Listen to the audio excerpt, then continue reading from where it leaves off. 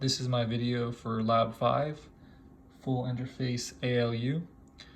I just wanted to begin by starting with the first operation, which is addition, which it's already in because all the switches are down, so 0, 0, 0 is the addition, so it's already in addition.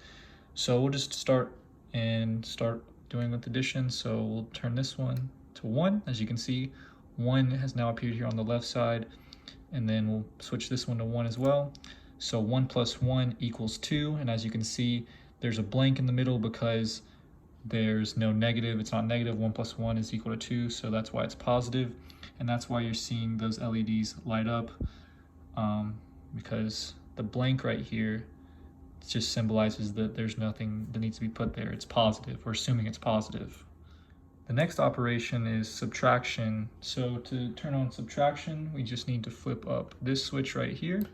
So now it's in subtraction mode. And so now we'll start with, on the left side, we'll do 2 minus 5 just to showcase the negative. So we'll just flip up this switch right here for 2. And then for 5, we'll switch up this switch right here and this switch right here. Oh, whoops, wrong one. There we go.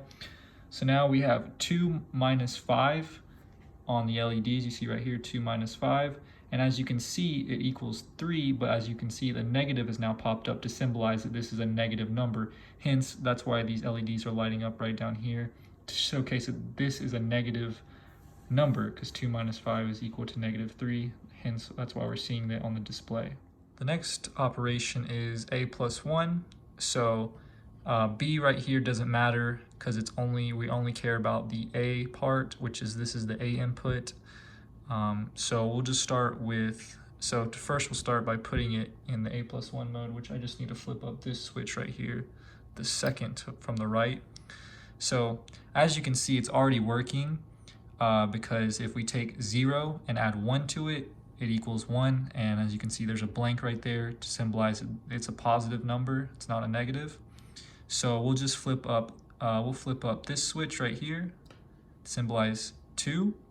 So 2 plus 1 is going to equal 3, and that shows that it is working. The next operation is multiplication, so we need to flip up these two switches right here. So now we're in multiplication.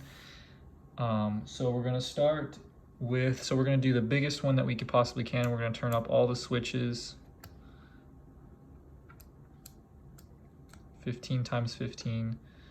And as you can see, we light it up. So it's basically F times F, which is equal to 15 times 15, or 225.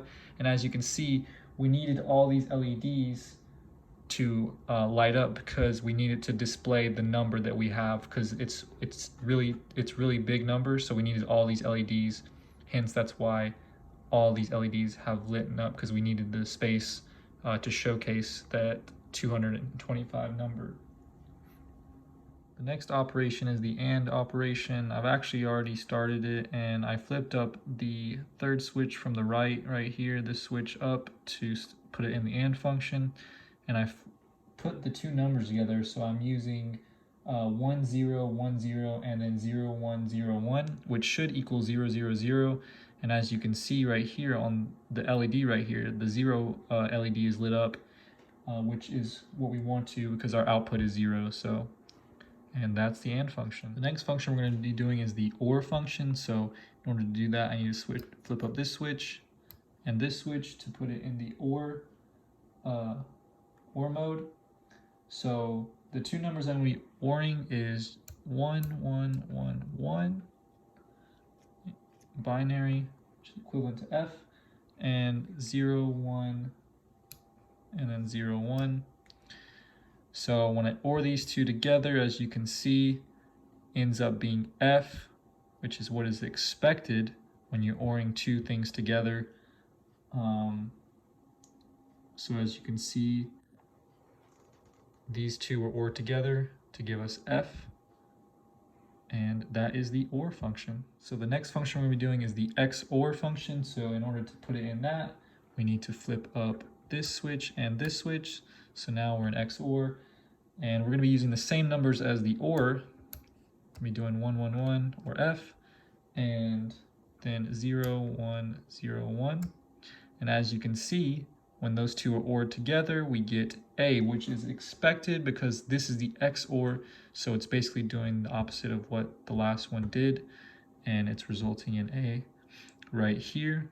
So when we XOR these together, we get A, and that is the XOR function. So the last one that we're gonna be doing is the NOT function. So in order to do that, we need to flip up all these switches over here. And as you can see, we're gonna go ahead and start with the first number. So this one is just really for A, so we'll start by doing 1, 1, 1, which if we NOT that is, so the opposite of 1, 1, 1 would be 0, 0, 0, which is why we have a 0 right here. And as you can see, our 0 LED has lit up right here to indicate that it is 0, which is correct. So that just shows that the NOT function is working. And like I said, it's only with the A input. As you can see, your data input reads 0 for the answer, and that is correct. And that is my video for Lab 5. Thank you for watching.